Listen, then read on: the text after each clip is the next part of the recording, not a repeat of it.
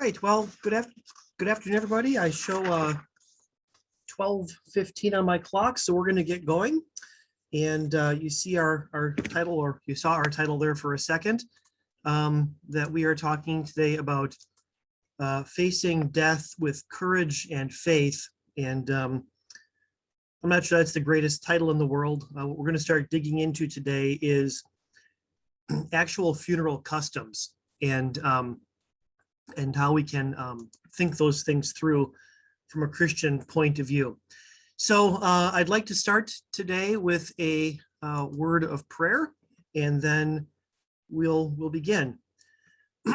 Heavenly Father, we come today before you, and our conversation will take us into areas where maybe right and wrong aren't helpful, but certainly we can think in terms of better and worse, and how we practice funerals and the grieving for our dead. So give us grace to hear and courage to speak, and bless our conversation this day. In Jesus' name, amen. All right, well, good to see you all. Well, good to have you all online. I'd like to start simply by pondering the way things used to be. And when I say the way things used to be, I'm not talking the good old days or 50 years ago. I'm talking when I started ministry 25 years ago, 24 years ago. When I began ministry, a normal funeral went like this. There was an early afternoon or late afternoon, early evening visitation at the funeral home. The next day, the funeral home brought the body to the church, where it lay in state, usually for about an hour before a service, which was almost always in the morning, almost always at 11 o'clock. After the funeral service, which aren't terribly long, 35, 40 minutes, one of two things happened. Usually, we escorted the body out of the church and went in funeral procession to the cemetery where the body was laid to rest. And then we came back to church very often for some sort of a meal. Sometimes those two things were switched around, depending, for example, whether or not the cemetery was far away. So that was really typical, I would say, for pretty much the first 15 years that I was in ministry, until I moved to Wisconsin. I really started to notice the change, and I suspect it's not just a change in Wisconsin, but a change nationally. I was talking with a funeral director a week or two ago, and she was saying, just talking about the particular pressures that their particular funeral home faced. And she just sort of offhandedly mentioned everyone wants an evening or a weekend.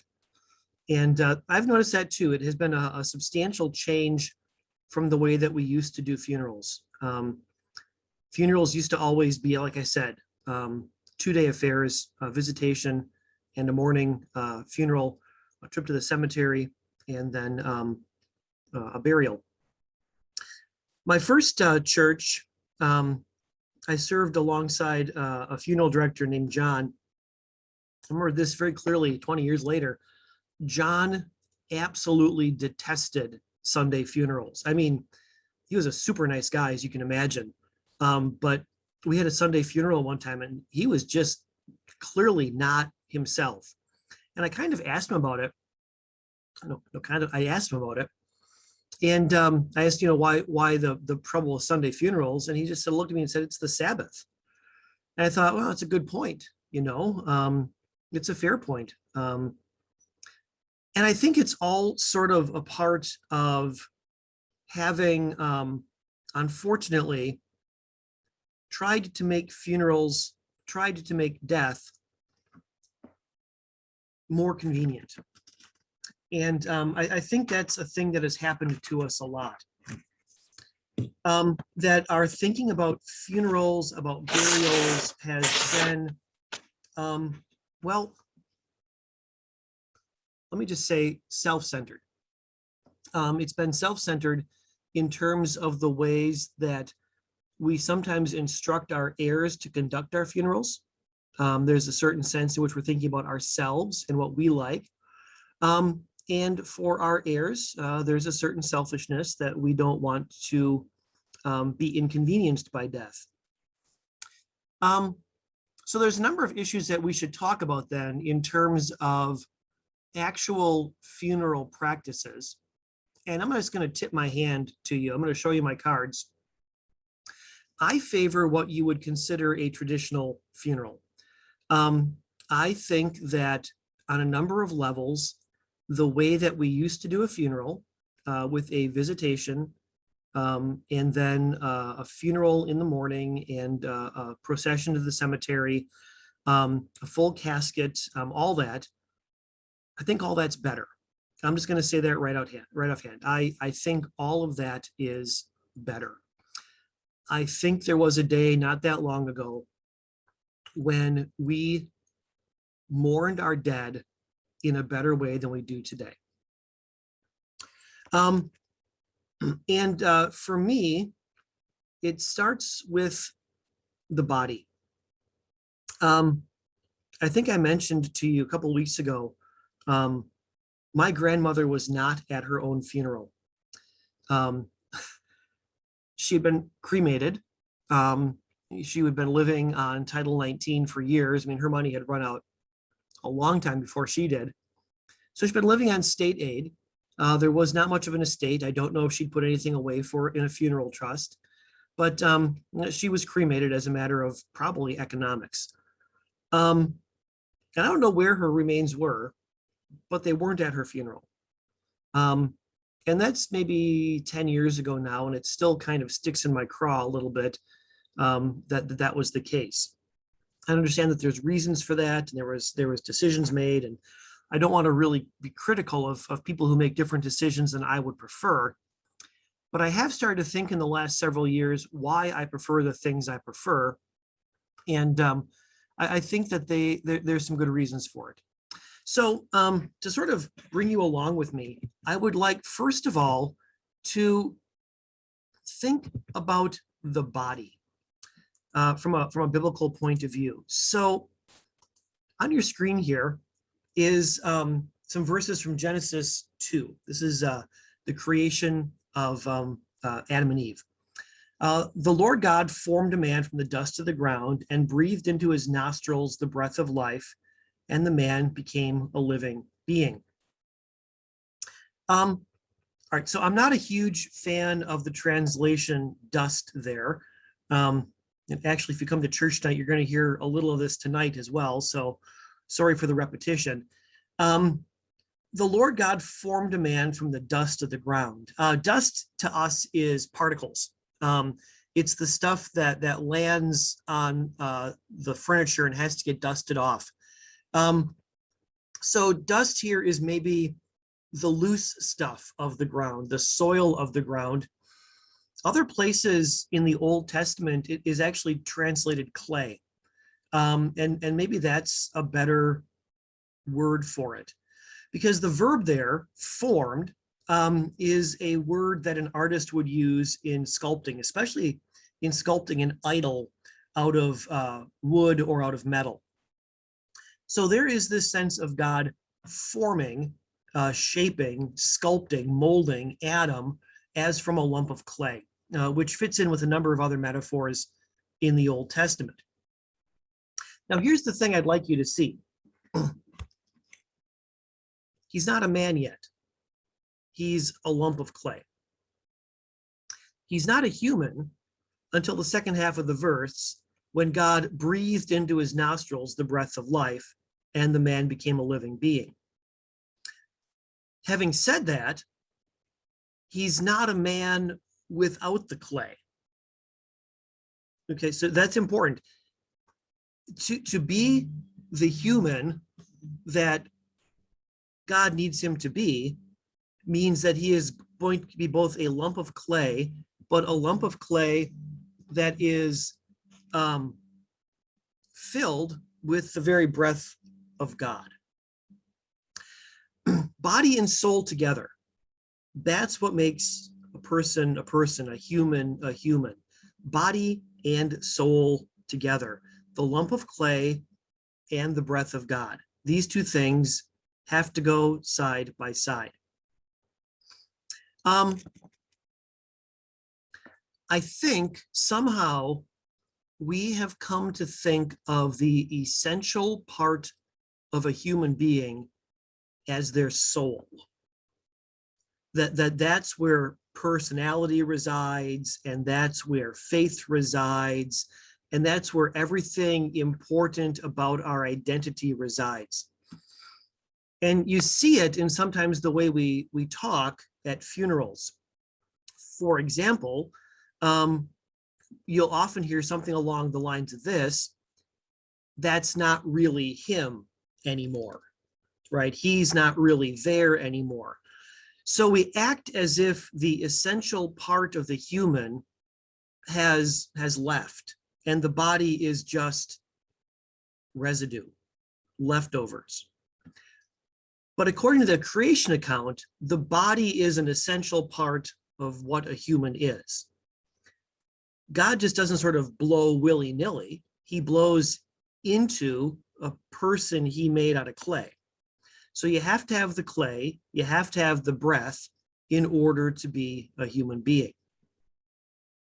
That actually plays into something else that we hear at funerals sometimes, and it's the kind of thing that is guaranteed to send your Orthodox pastor through the roof. People will often say, heaven gained another angel. And that is definitely not the case. So beasts are beasts, and they don't have the breath of God in them. Angels are angels, and they don't have bodies. And humans are humans, and they have both a body and the breath of life within them. And they're the only ones of whom it is said, this is a previous chapter, Genesis 1, that they are made in the image of God. This weekend in church, we're going to start reading from Hebrews, and I would actually recommend reading Hebrews, 1 through 5, 1 through 6, all at one sitting sometime. What you'll see is that the basic argument of Hebrews is that Jesus is superior to the angels, and part of his superiority is that he became a human, and in that way saved humans and elevated humans. The Son of God did not become an angel and thereby redeem angels.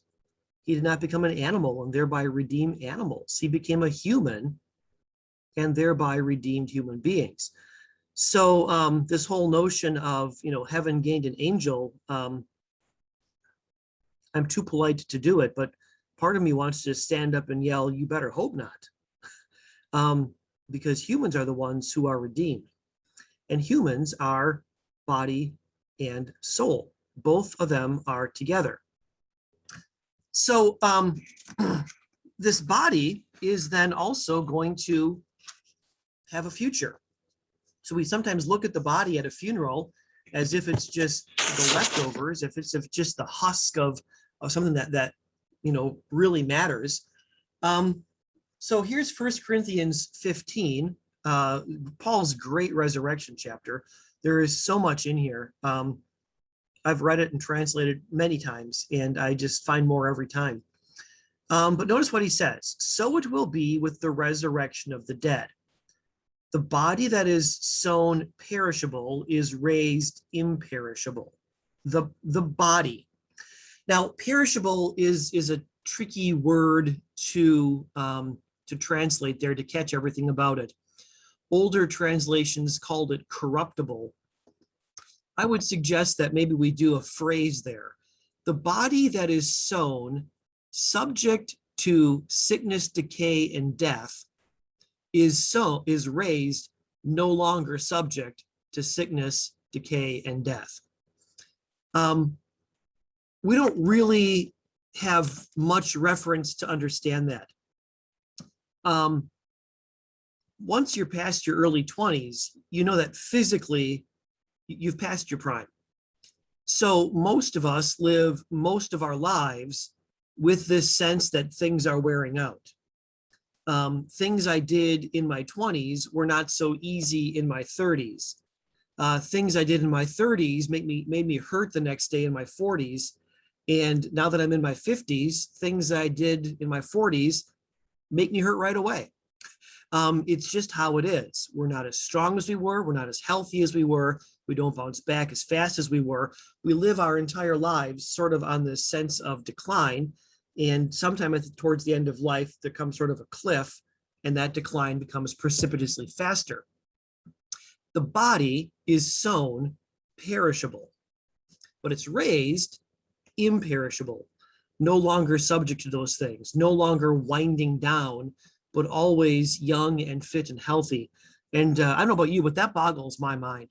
The idea that I could have the wisdom of a life lived and a young body, that to me is just kind of amazing. It's the kind of promise that makes my eyes widen a little bit. For the point of our thing here, though, look at what he says. It's the body, right?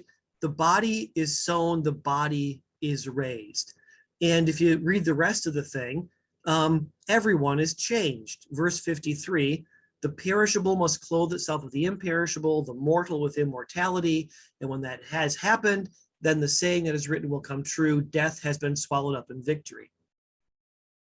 When a person dies, death has not been swallowed up in victory. Their body has gone to rest in the grave. Their soul has gone to rest with Jesus.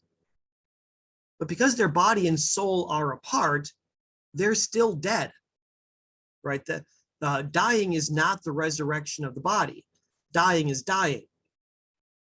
And the resurrection comes on the last day, as Paul says, at the last trumpet. The resurrection comes when Christ returns and restores all things, and the bodies that have been resting with him are joined together again with their bodies. Souls and bodies come back together in the resurrection. Our body is an essential part of who we are. Now, I hope that doesn't seem like, just sort of beating the drum too hard.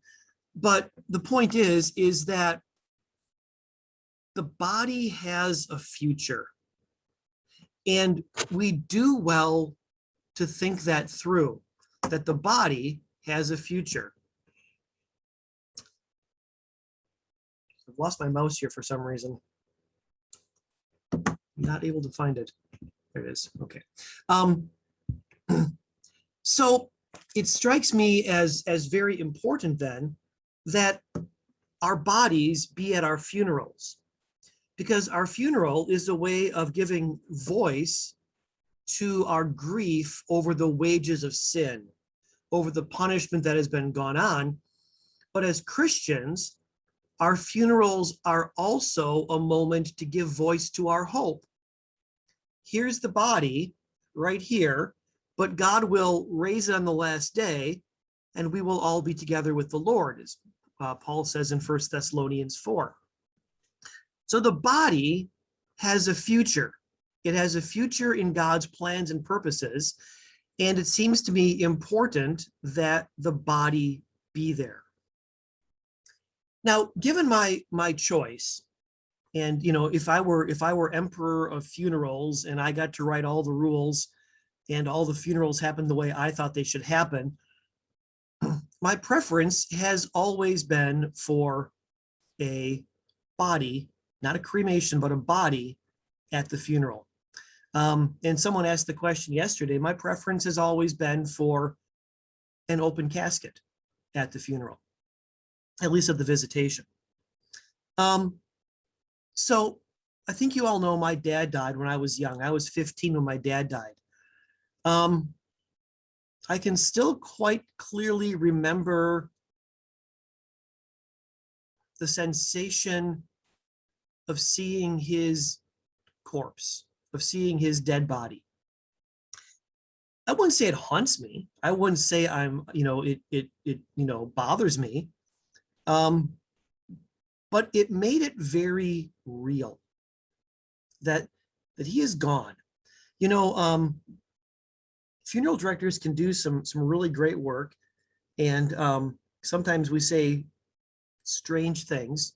We say things like, "Oh, doesn't he look good? Doesn't he look natural?" I recall one funeral in particular. It was a younger man. I think he was 48 or 49, and had died in a car accident. And I got there early, before the family got there, and the funeral director was, um, kind of proud of himself because he said, "No, we did a good job. He looks good." And I remember saying, it was very ungracious of me. I remember saying, "Except that he's dead," because no matter how good a job the funeral director does, there is no disguising the fact that this person is dead. So psychologically, I think that's important. Um, Psychologically, that offers us this really important sense of closure, that something irrevocable has happened here, and it's not going to be undone, at least until the last day. Theologically, I think there's something important there, that the body matters, and the body has a future, as we've already talked about. So my druthers are always to have a funeral at which the body is present. Given my choice, it would always be the body, not cremated, and it would be an open casket, at least through the visitation. So I think there are good reasons for that, psychologically, in terms of closure, theologically, in terms of what we believe about the finality and the punishment aspect of death, and theologically because of what we believe about the resurrection, to say, my loved one is dead, and that is a terrible thing, and at the same time to say, but there's a future here, there's hope here. So that's sort of the first thing I'd say about my preferences for funerals and why that preference is there. Have a body there, and legitimately mourn over the body. Thoughts on that? Questions on that? Commentary? I think you can all unmute yourselves.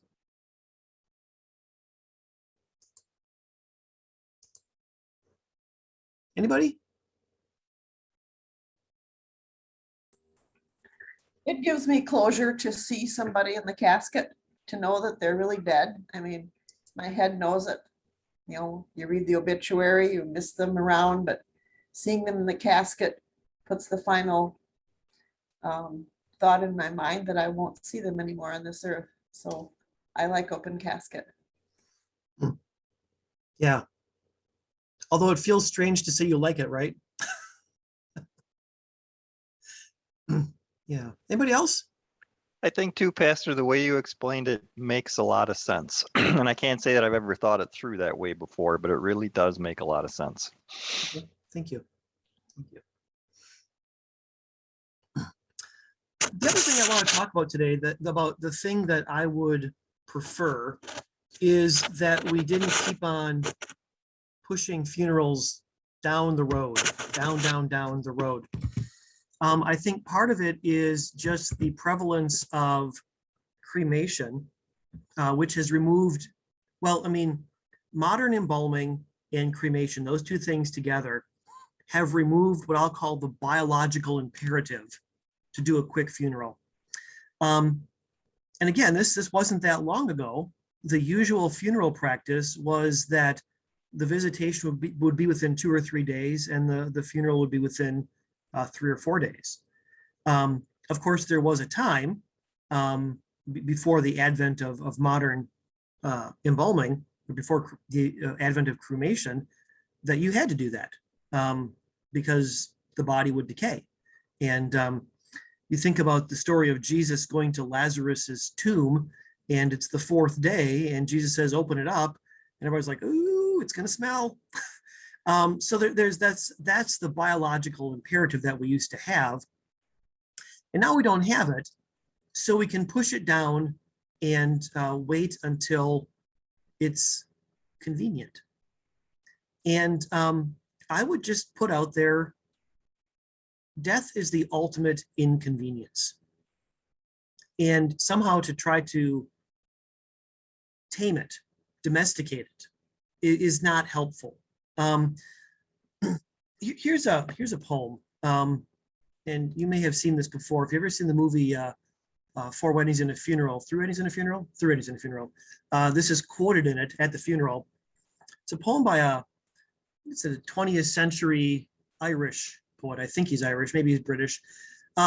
Stop all the clocks, cut off the telephone, prevent the dog from barking with a juicy bone, silence the pianos and with muffled drum, bring out the coffin, let the mourners come. So my dad died. He died on a Saturday. And I forget if I went back to school the next week after the funeral. I think I took the whole next week off and came back to school after that. And I remember my English teacher, whom I really liked, Mr. Ivy, kind of asking what I needed. And I just said, I need everybody to be normal. So I got to school, and of course, all the teenagers are being normal anyhow. And the thing that struck me was that my life had completely stopped for the previous week or so. I mean, stop all the clocks. My life had stopped. And it just was really odd to me that the world around me went on. And that, to paraphrase Jesus, high school students were still dating and giving and dating. And, all the usual stuff, all the usual social stuff was going on. And people were partying and talking about movies. And my life had just stopped. I think that's a good thing, right? Death stopped my life for a moment. I had to think seriously about death. And there was no way in which I was going to pass it off as no big deal, something that could simply wait until the weekend. So again, as we think about funeral practices, a body being present and a funeral that follows promptly after the death, I think is a good thing. Yesterday, we were talking about this in our live Bible study, and we talked about the fact that 21st century Americans live differently than almost anybody else, in that we are scattered all over the country and sometimes all over the world. So sometimes you have to allow some travel time. Airlines, I think, will generally still make accommodations in cases of death. I'm not sure how that all works out anymore. But we understand that you might not be able to do it the second and third day all the time. I was talking to a family yesterday who had people in the military and, had to wait for leave and airplanes from across the globe. So there will always be those exceptions. But I think in general, as we think through our funerals, we need to think through, let's do this reasonably quickly. Let's pause our lives. Let's let everyone who loved this person, not just family, but also friends, pause their lives for a moment and mourn. I think there is benefit in that. A quick funeral. Maybe not quick, but you know what I mean.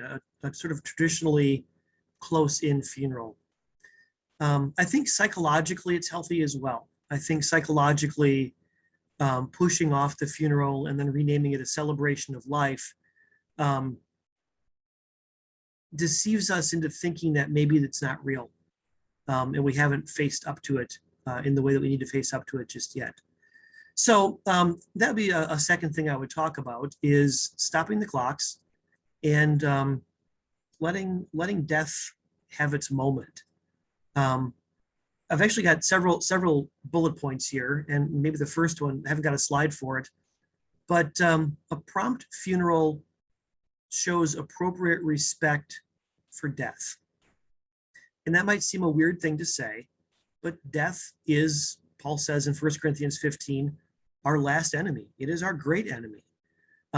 It's the wages of sin.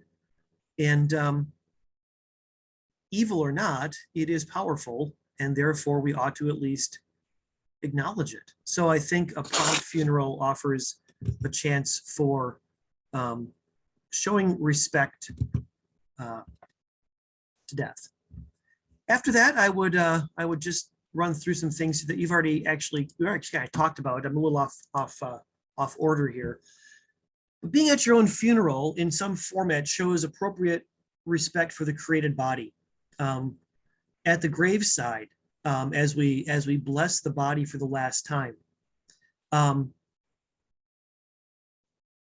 the words of committal are, "May God the Father who created this body." And we understand that we weren't created like Adam was. We weren't made out of the clay. God didn't like mold us. And yet the Psalms 139, Psalm 51, they talk about God knowing us from our conception, from our birth, just being intimately knowledgeable about our weaving together. So when we confess on Sunday mornings that we believe in God the Father Almighty, maker of heaven and earth, we're not just confessing that he did that once long ago. We're confessing that he did that for me. I am his creation. And having the body there shows a certain respect for that. It shows a certain respect for the life once given and now taken away. It is God's breath that flows in our lungs. He gave it to Adam. He's given it to each one of us since, and now he has taken it back because of our sin. So there's respect to recognize what has happened here. And there is also finally respect for the resurrection. To say that this body matters. We're going to talk about the committal ceremony more down the road, but I've often said that I think the most important thing I do on a funeral day is the committal. It's a way of saying, don't forget about the body, because God certainly won't. And on the third day, on the last day, he'll raise it to life again. So the presence of the body to me just seems really important all the way through, that we honor these things. When I talk to people about other ways of about burials, a lot of things come down to what I'll simply call the economics of a funeral. And I don't know if y'all have done your funeral planning yet or not. Funerals are expensive. There's just no other way to say it. Funerals are expensive. I sat down with the funeral director last week in preparation for this presentation today. And a traditional funeral, funeral director services, including embalming, buying a plot at a cemetery, buying the vault that the casket goes into, buying the casket, the whole spiel, a headstone, if you know, that kind of thing, you are easily looking at $15,000 to $20,000 for that. Which is, I think, one of the reasons that cremation has become so popular in our days, because a cremation with the funeral director services and the service and just the cremation will often be closer to $6,000. So it's less than half. Now you still need a headstone in there, I suppose, and you still need a plot. The plot can be cheaper if it's just going to be cremated remains, and you can save some money there. But it's an expensive thing, and very often people look at cremation as the more valuable, cost-effective service.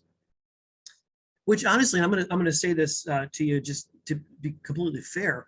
When my mom died a little over 2 years ago, she had put enough money in her funeral trust for a cremation, and I'll just be honest, I wasn't in a position to put the extra $10,000 in to pay for the funeral I thought maybe she should have had. So I understand the economics of it a lot. One of the things I did ask the funeral director about when I was talking with her last week is what would it cost to rent a casket and to have a traditional viewing with a cremation to follow. And she said about $7,000, not including, of course, plot and headstone, but the $6,000 didn't include that either. The point is, it's only about $1,000 more. They would probably have to embalm, but that's included in the price. But you get a rental casket, and then the remains would be taken to the crematorium.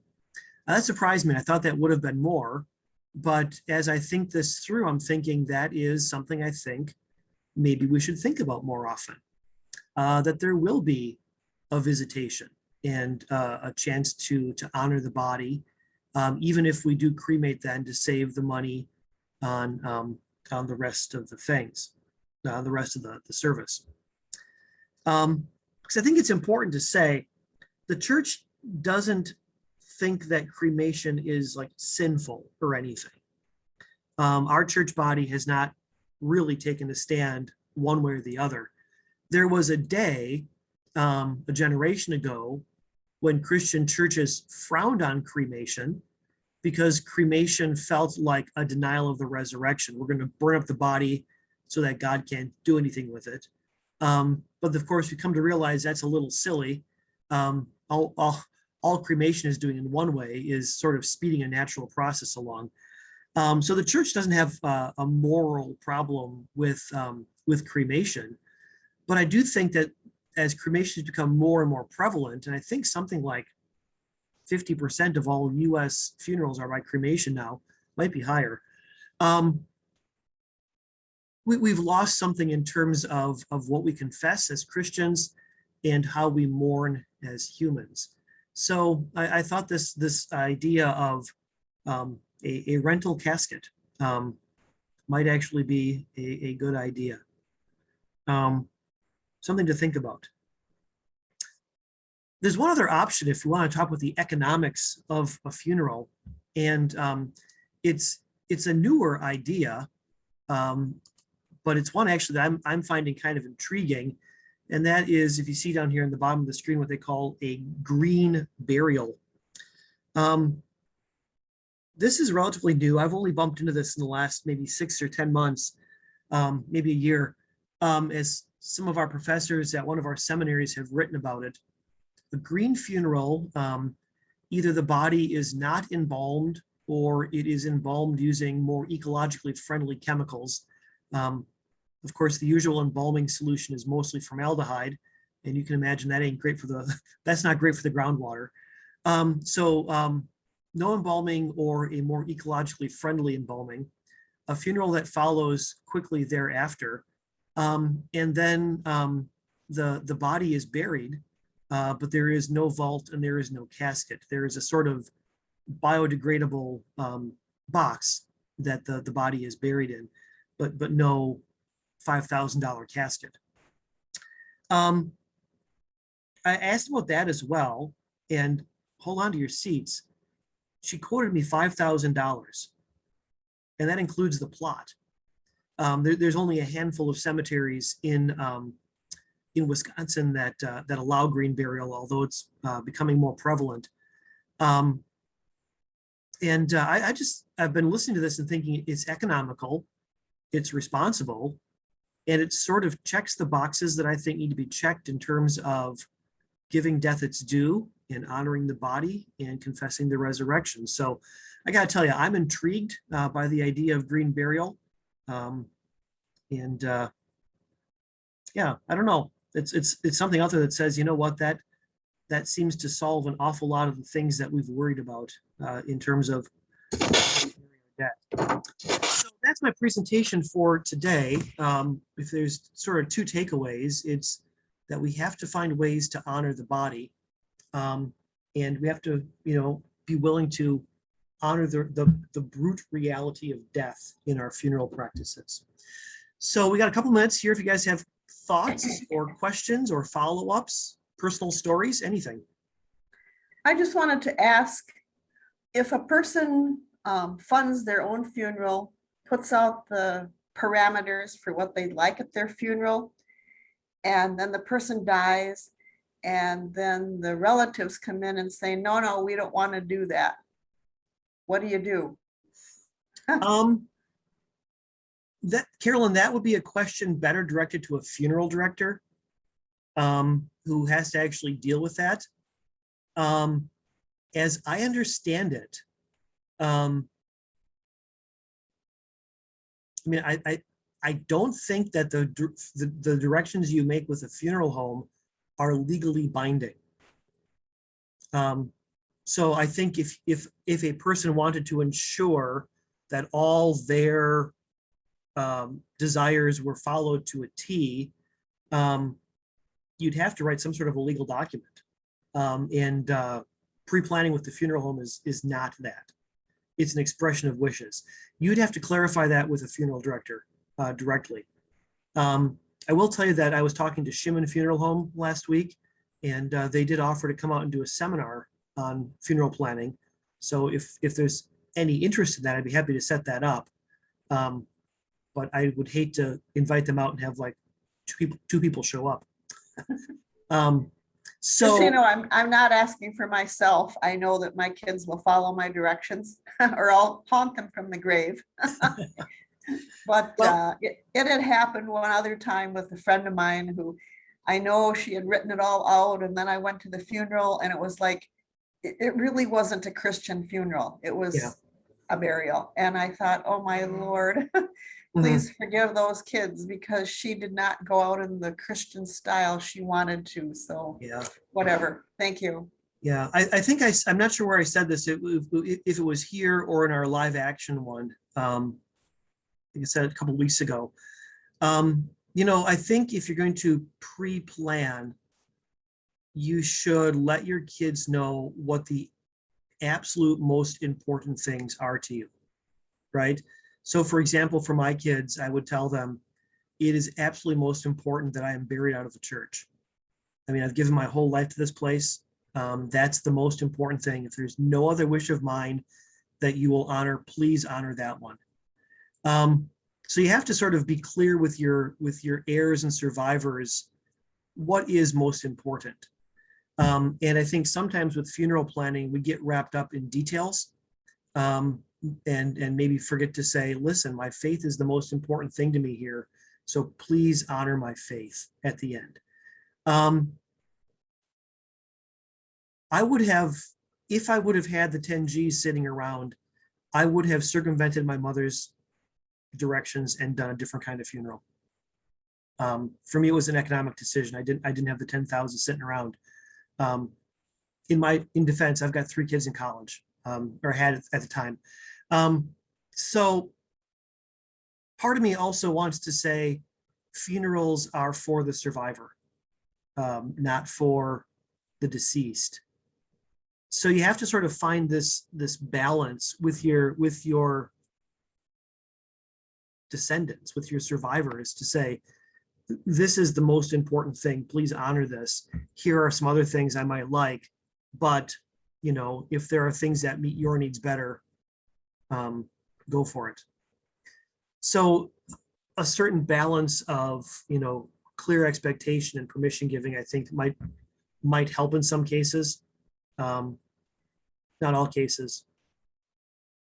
I think a funeral is a witness for the deceased. They're Christian, to make that a statement of what that person believed and why, and hopefully would touch someone's heart to say, yeah, I'm looking into Christianity. I like that. Yeah, it certainly is a time for one last time to make the confession. Anybody else?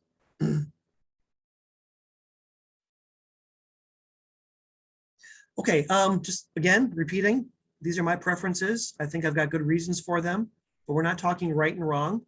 If you have different sorts of plans, or if you have done different sorts of things with your loved ones. That's just a matter of conversation. We're talking really here about preferences and why I think these are good things to practice. So please don't walk away thinking, that you were attacked in any way.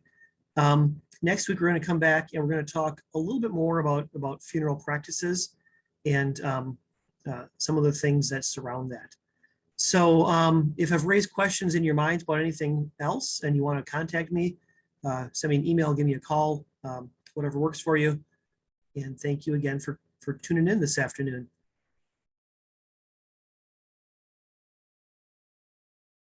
Thank you. You're welcome. Thank you. You're welcome.